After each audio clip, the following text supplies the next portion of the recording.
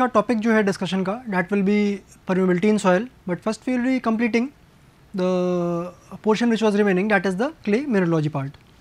So moving on to that topic first, then we will be moving on to the permeability and entering into the second phase, that is the permeability in the soils.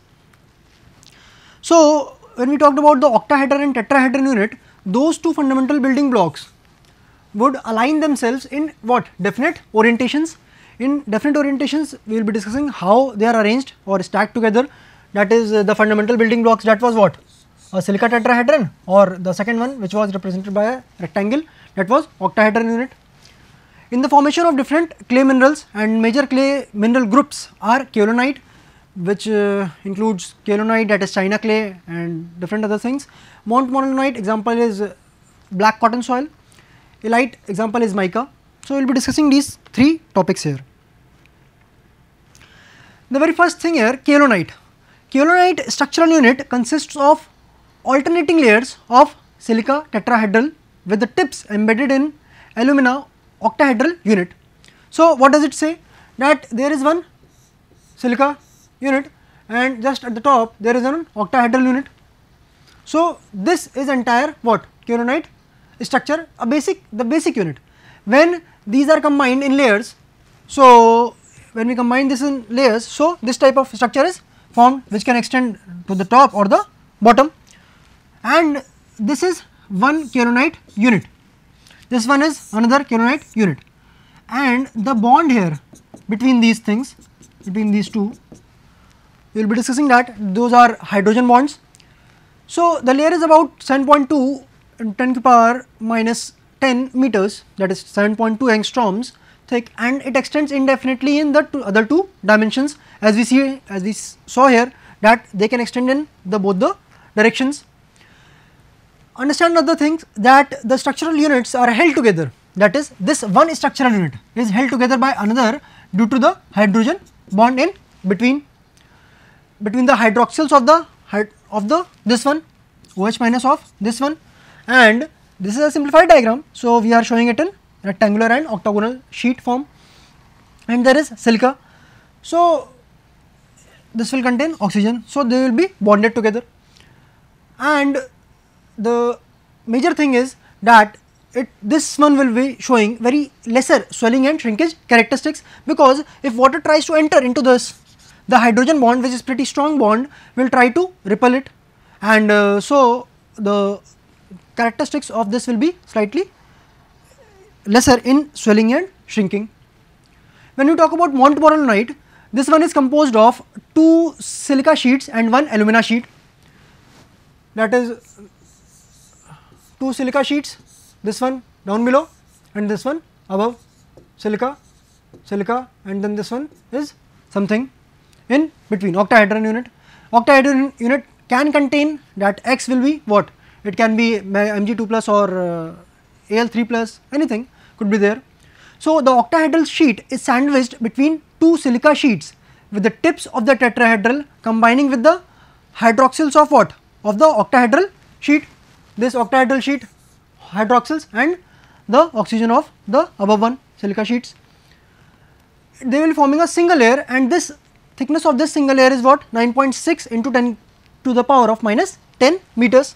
This will be the thickness, and the interlayer bonding in the kaolinite was of the hydrogen bond, but here the interlayer bonding between the tops of the silica sheets, like this is one unit. So here some bonding will be there with another unit, and then some bonding will be there with another unit. So this one bonding is due to van der Waals forces, and these are very weak as compared to the hydrogen or other ionic bonds. So when they are weak, so what happens, that the shrinkage characteristics will be more, because water will be trying to what? Enter into this portion and try to replace this structure. So therefore a large amount of water and other exchangeable ions can easily enter between the layers, causing the layers to be separated, which in turn makes it more susceptible to what? Substantial volume change. So these will be undergoing a large amount of volume change when a slight amount of water is added to it or removed from it, and this is particularly shown in what? The in the black cotton soil. Understand here one thing, that aluminum cation which is present at the center of the octahedral unit, this one here, these and silicon cation at this one, in some cases silica is replaced by what, aluminum ion, which results in what, development of some negative charge, which in turn is balanced by any of the cation present in the mineral.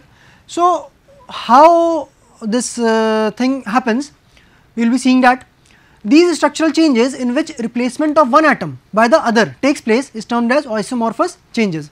So, montmorillonite shows isomorphous changes, and in what form it will be showing?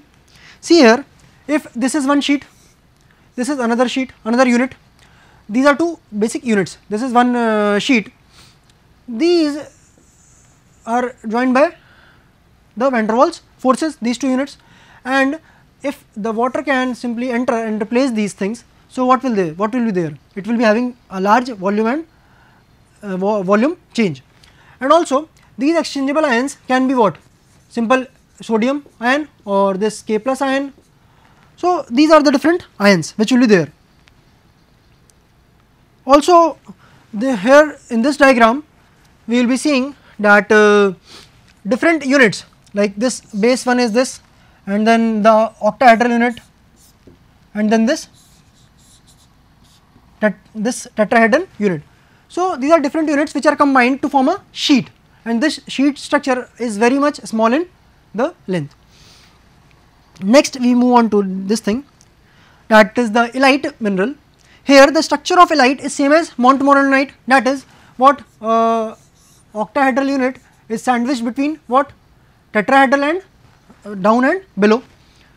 Here also substantial replacement of the silica cation by aluminum cation in silica tetrahedral unit takes place, with the only difference, like in the previous case we saw that here it was exchangeable cations which could have been Na plus or K plus, but in the case of illite it will be for sure only K plus ions, this K plus cation will be there. So, understand another thing here, that these K plus ions occupy the positions between the adjacent O base planes, that this one will be the O base plane, this one will be the O base plane. So, these K plus will be here, and the thing is, the hexagonal holes in the silica sheets, here in the silica sheets just have the right diameter to fix in the K plus ion. If they have the right diameter, right fix, so they will be trying to occupy that position, and there will be some difficulty in removing them when the water comes in. So, in that case we understand that the potassium ion binds the two layers more firmly than in case of montmorillonite, because it is just the right fit here, but in montmorillonite it was not the case. Understand another thing, that illite does not swell as much as in the presence of the water as montmorillonite does, but it does much more than the kaolinite. So, when we talk about the comparison between the different swelling and shrinkage characteristics, then montmorillonite is the highest one, then there comes the illite one, that is it is having more shrinkage and characteristics, kaolinite which is the least one. So, this is how the shrinkage and swelling characteristics varies in the presence of different clay mineral groups. So, now we will be moving on to the next unit, that is the permeability, and here we will be discussing different points, what is permeability, and then how the soil hydraulics, that is the total stress or the effective stress or the pore water pressure which is present in the voids, and the seepage and the flow nets, we will be studying this topic also, and then we will move on to what, capillarity and quicksand properties or the condition, that is quicksand condition. We will be seeing these 3 or 4 topics here in this unit. So, the very first topic here, permeability. The very first thing, what is permeability? Permeability means the ability to what, move or permeate or to flow. So, whose property is this? This is the property of what, a porous medium. So, the medium here is important. So, permeability is defined, as the definition says, it is defined as the ability of the porous medium. So, we are discussing about the porous medium here. To permit the flow of the fluid through the interconnected voids wherein the flow is from points of higher energy to lower energy. Anything like, let us say, temperature, if it says like 32 degrees Celsius and if it is like 24 degrees Celsius. So, obviously the temperature flow will be from this to this one, 32 to 24 one. Similarly, the energy flow is also from a higher point of energy to a lower point of energy. This we know already. So, these are the things that is being used. This is the basic concept that is being used in here. So, moving on to the next slide here. See here that in this diagram, if the flow is taking place from this end and going towards this end, and datum line is there, this one datum can be fixed, and we measure accordingly the heights or something according to that. If we say it is ZA, that is the datum head, because the measurement is done at this point, then in this section here the water is flowing from this direction to this direction. This is the soil mass or the soil medium. So, the flow is taking place in this medium. So, this medium will be what? Resisting the flow. And how does it affect? We will be seeing, and how much resistance does it offer will be the basic of the permeability topic. So, this one is what? A datum head, which is due to the height from the datum. Then there is something called as pressure head. When we apply a piezometer here, we see that the till here, till this point, this very point, the water rises in here. So, that is the pressure head. When we talk about the total head, it will be combination of what? UA, gamma W and ZA. Similarly, when we talk about the other portion here, that is this one here. So, this one will be datum head, and if you apply a piezometer here, so the rise here will be what? Somewhat this height, that is H2, say UB gamma W, that is the pressure here, pressure head. And when you talk about the total head, it will be combination of both the heads, that is the datum head and this one second head, pressure head. And this is how we will be going for this thing. When the flow is taking from place from this here to this end, so there is a head loss that will be encountered as delta H. We will be seeing how this is calculated and how different things will be working out in the next slides. The head loss, which is delta H, can be expressed as what? That is in terms of what?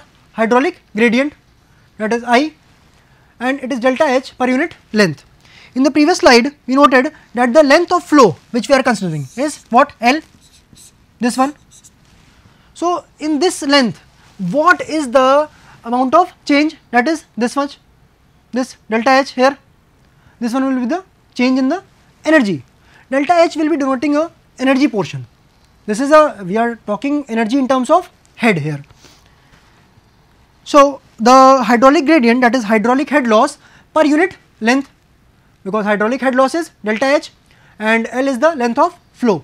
So, I is equal to what? Delta H by L.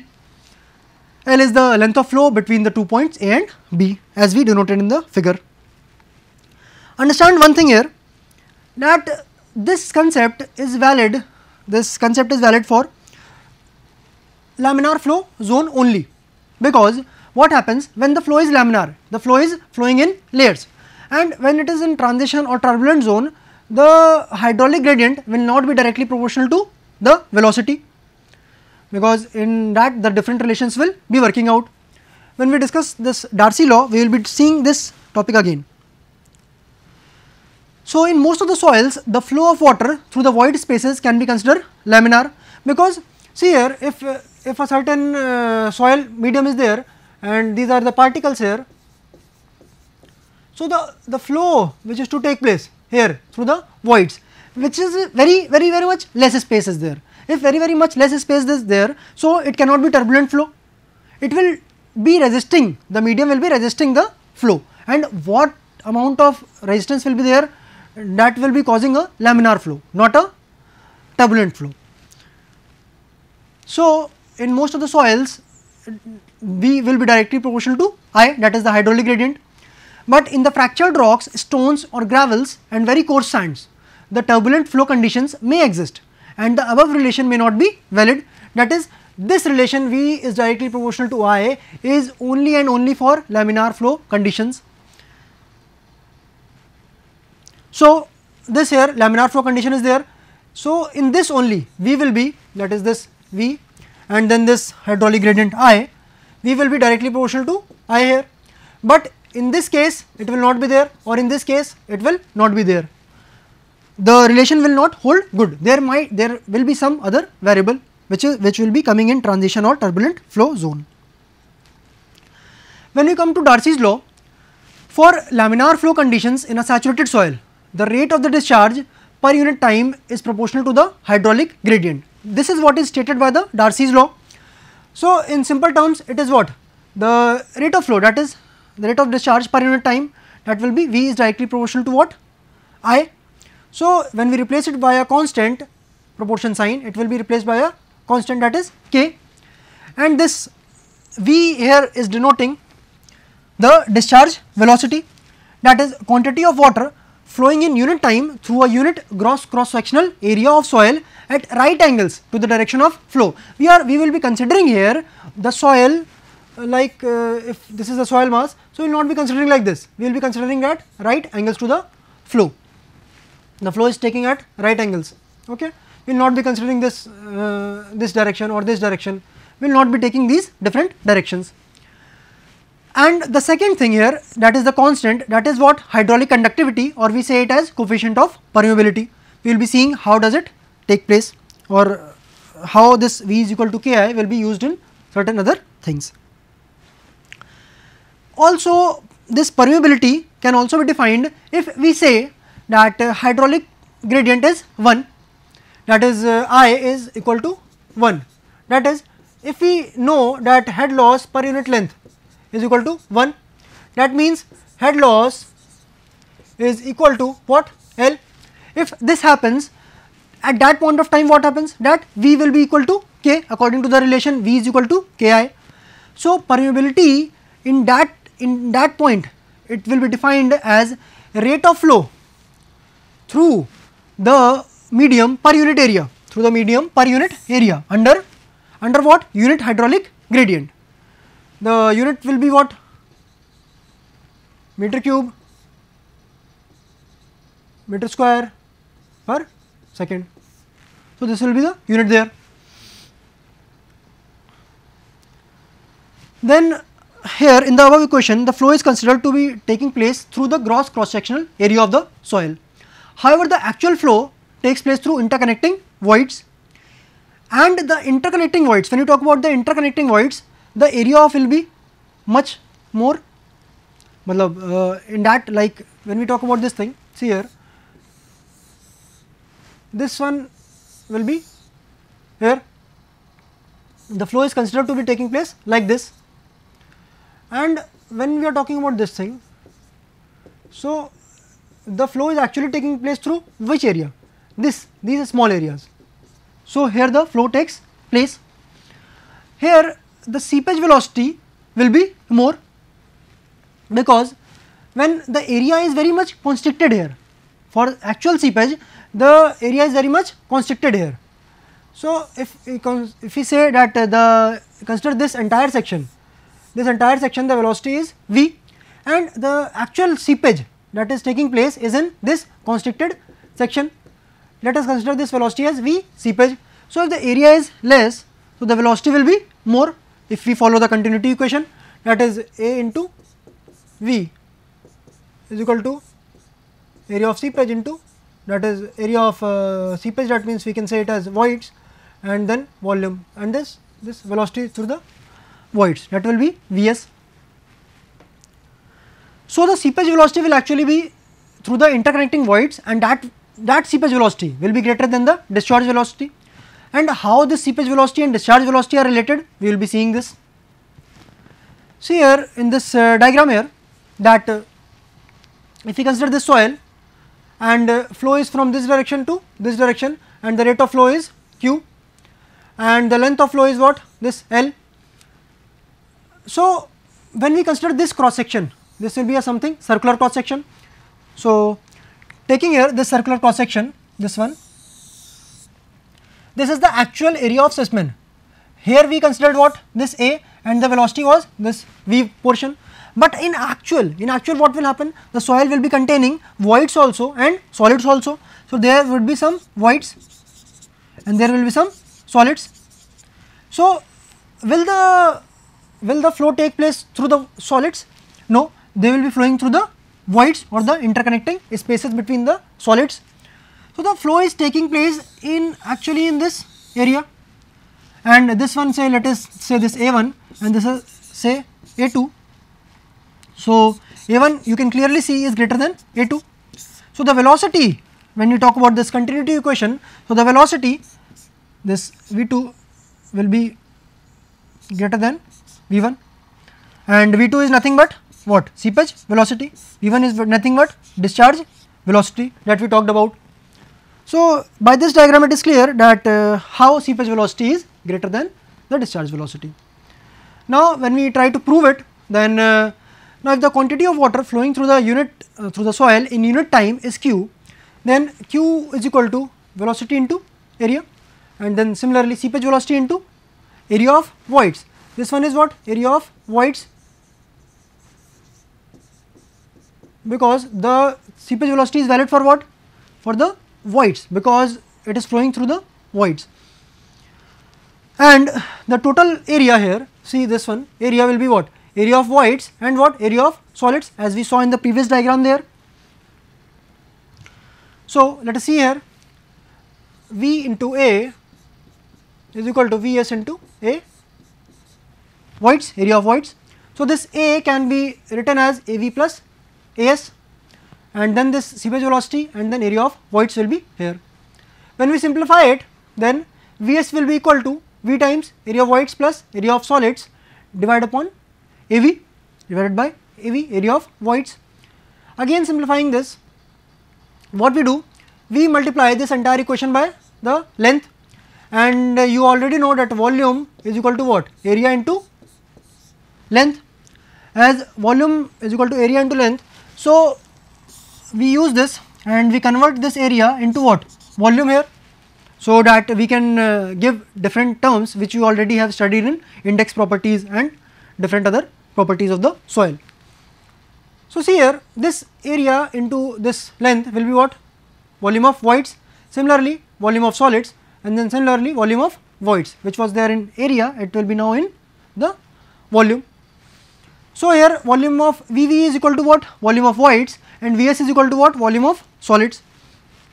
So, this Vs will be what, when we simplify it and take something common, that is 1 upon Vs divided by 1 by Vs. So, it will be Vv by Vs plus 1 in terms of this one, and here it will be divided by, the denominator will be divided by also Vs. So, here it also comes Vv upon Vs. We already know that Vv by Vs, that is equal to, void ratio will be equal to Vv upon Vs, this term. So, we will be using this thing here, and then Vs is equal to V times E plus 1 by E, and Vs is equal to V upon neta, because neta formula is E upon 1 plus E. So, basic formula will be V is equal to, sorry, Vs is equal to V upon neta, and this neta is given by E by 1 plus E. So, this is the thing that we talked about here.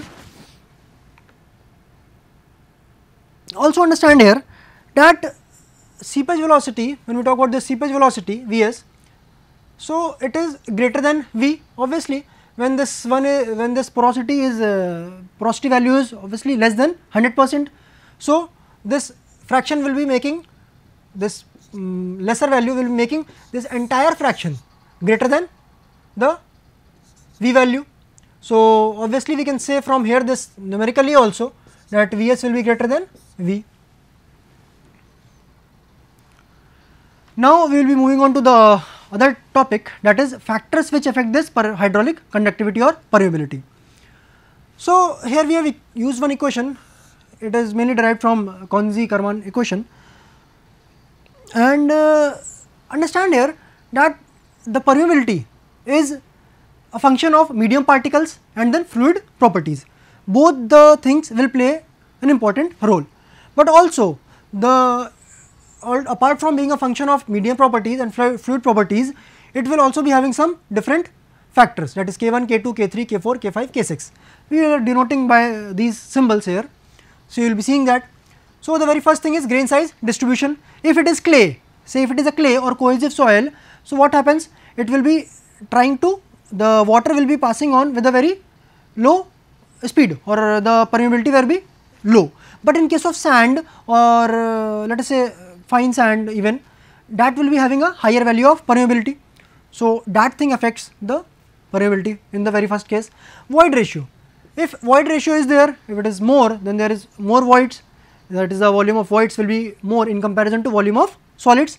If the volume of voids is more, then it will be trying to allow the water to pass through the soil, through the medium. Then we talk about the fluid viscosity, that is noted by this gamma and this kinematic viscosity.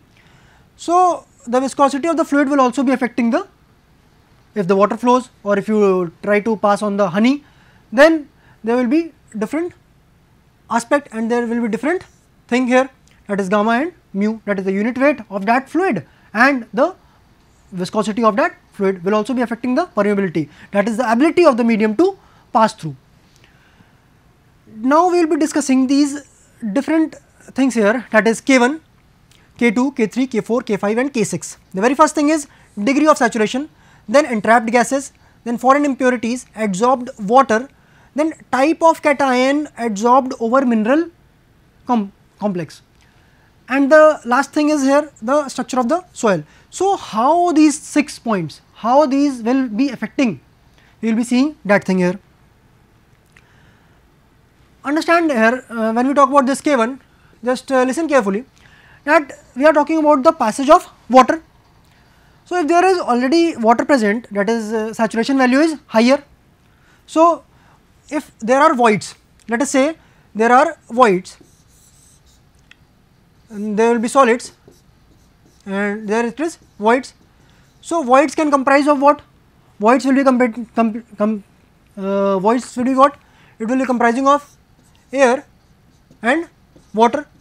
So, if water is there, so the values here, it will be allowing it, but if the air is there in the voids, then it will be restricting the water to flow, or it will be trying to block the way of water. So, understand next point here, that when we talk about the entrapped gases, similarly just as air was in the previous case, air was blocking the way, similarly here also the entrapped gases will be, if they are more, then they will be, permeability will be lesser, because why? Because they will be blocking the way. So, similarly the foreign properties will be there, and the next one, that is the adsorbed water, because they will be blocking the way. So, there are few more things K5 and K6, and we will be discussing this in the subsequent lecture, and we will be continuing with another topic, that is the stratified soils and permeability and different other things. So, we will be continuing with this in the next topic.